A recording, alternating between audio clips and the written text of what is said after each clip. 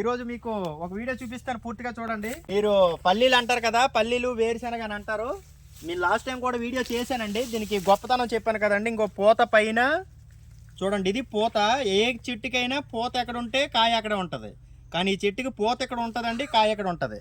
ఇదే దీని గొప్పతనం అండి. ఇది ఆల్రెడీ పంటకు వచ్చింది, మేము తీసేస్తున్నాము. చూడండి ఎలా ఉందో కాయ. మీ ఏరియాలో దీన్ని ఏమంటారో కామెంట్ చేయండి.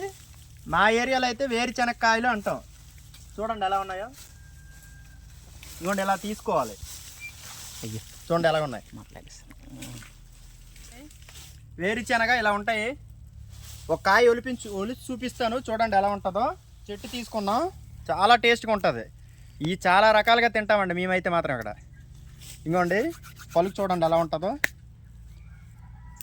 చాలా గట్టిగా ఉంది ఇది, చూశారు కదా.